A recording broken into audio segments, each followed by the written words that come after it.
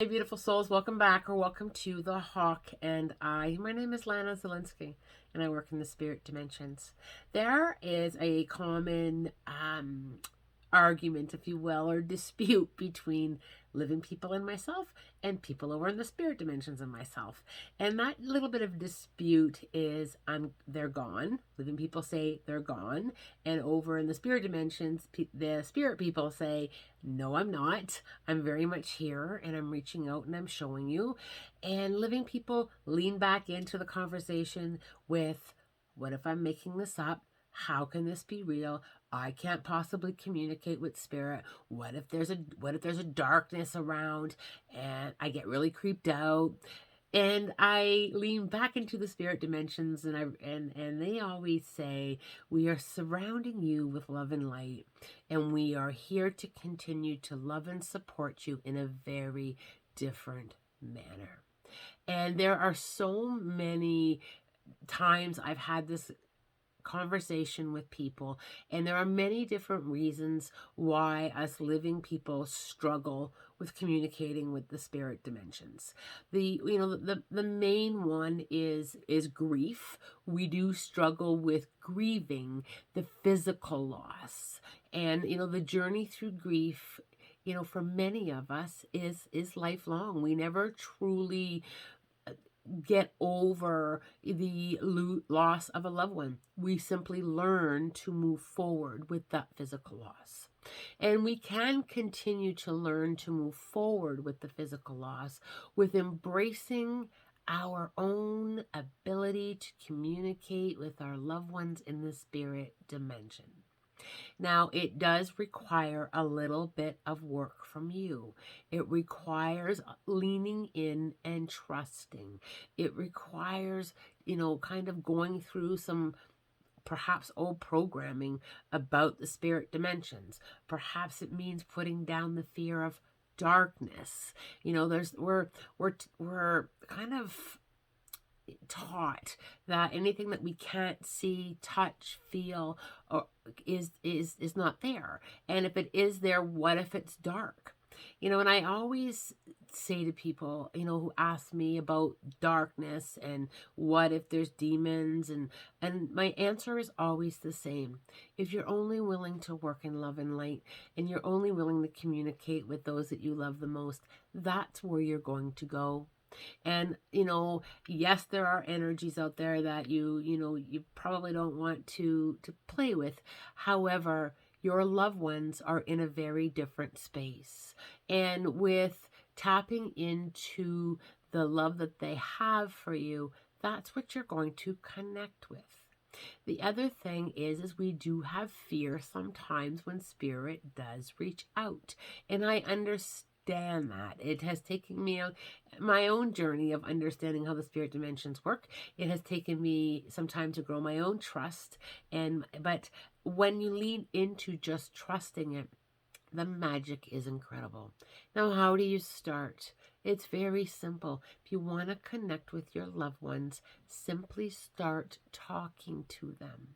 And when you receive feelings like someone's with me, or you feel that touch, or you get those magical spirit signs, whether it be birds or nickels, dimes, pennies, or a smell, or you just have this inner knowing, or perhaps a song keeps playing over and over for you, what you do is you embrace that as a message. And when you stay in that and acknowledge it, what happens is you grow a new relationship with your people over in the spirit dimensions, and leaning away from overthinking that.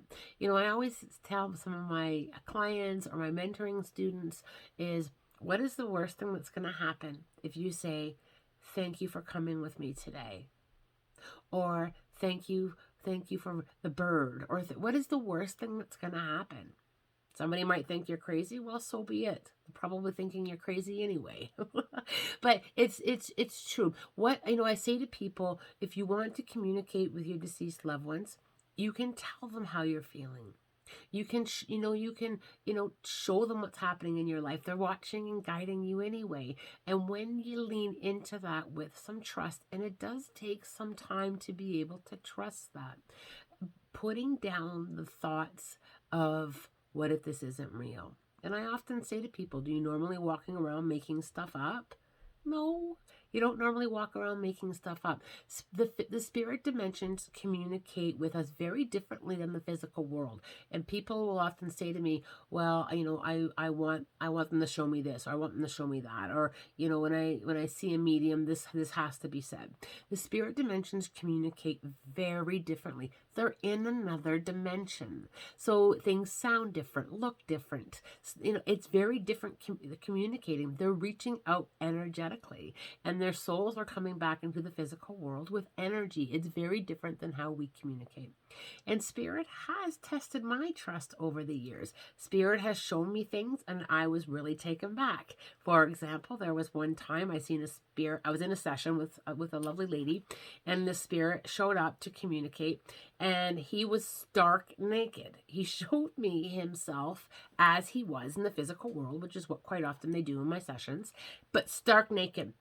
And I was like squinting my eyes, and I was like, what am I seeing? And why is this spirit stark naked? And it took me probably a good 20 minutes of the session to muster up the courage to say, I have a naked man here. And when I finally found that courage to trust exactly what I was seeing, this woman burst into tears, and she goes, oh my goodness, Lana, that's my husband.